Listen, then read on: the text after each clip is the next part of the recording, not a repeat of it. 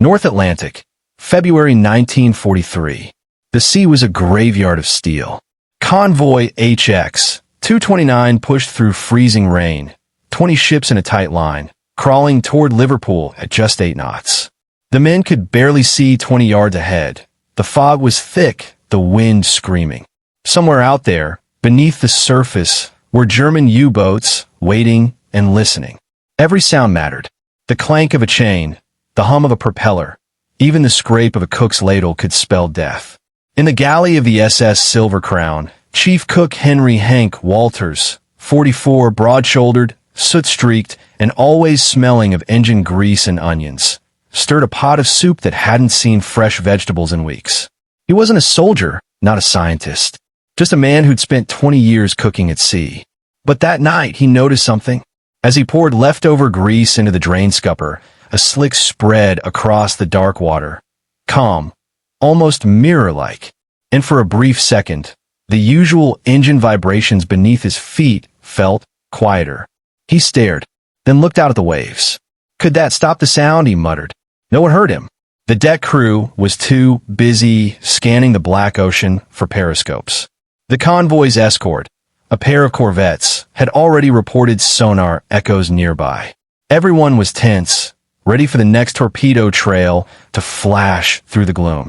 Later that night, over a mug of weak coffee, Hank mentioned his observation to the first mate. The man laughed. Walters, you think cooking oil can stop a U-boat? You've lost it. But Hank wasn't joking. He'd seen enough strange things in the ocean to trust his instincts.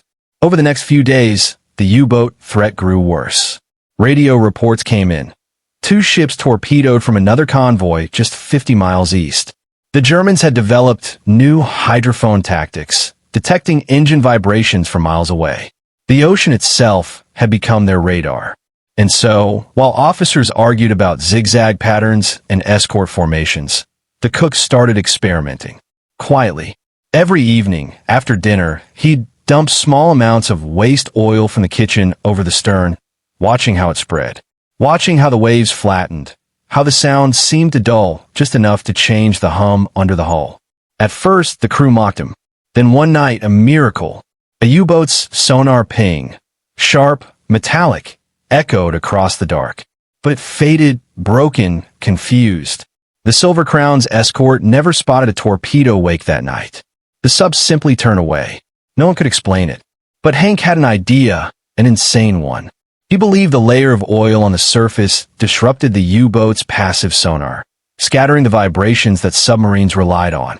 If true, it could change everything. Next morning, Hank requested to speak to the convoy commodore. The guards laughed him off, he's just a cook. But Hank Walters wasn't done. He was about to risk his career, and maybe his ship, to prove that a pot of waste oil could defeat the deadliest hunters in the Atlantic. March 3rd, 1943, Mid-Atlantic. The ocean was merciless. 3 convoys had been attacked in the last 48 hours. Dozens of ships gone. No distress call, no survivors. And yet, the SS Silver Crown was still afloat. Below decks, Chief Cook Hank Walters was not celebrating. He was preparing. He'd spent nights testing, recording, and timing, tossing oil in measured bursts, counting seconds as the sea went calm. He'd even noted that when the wake smoothed out, the ship's echo on sonar was weaker. We're hiding in plain sight, he whispered. That morning, Hank did the unthinkable. He stormed into the radio cabin and demanded 5 minutes with Captain Reeves, the convoy commodore. The guard tried to throw him out, until Reeves, a stern man with gray hair and salt-cracked eyes, raised a hand. Let him speak. Hank laid it out, not like a scientist, but like a sailor. He explained how oil spread over the surface, muffling sound and vibration, breaking up sonar pings before they could bounce back to a submarine's receiver. Reeves stared in silence. You're saying a film of cooking grease can fool German hydrophones? Yes, sir. It's not much, but it's something. Reeves didn't laugh. He'd lost 3 ships this month. Do it, he finally said. That night, under blackout conditions, the Silver Crown began dumping waste oil behind the last 3 ships in formation, forming a faint trail across the convoy's rear. It was risky, even reckless. If it failed, the slick could betray their position. Hours passed. Hydrophone operators reported sonar pings in the distance. Faint, confused. One by one, the escorts confirmed the U-boats weren't closing in.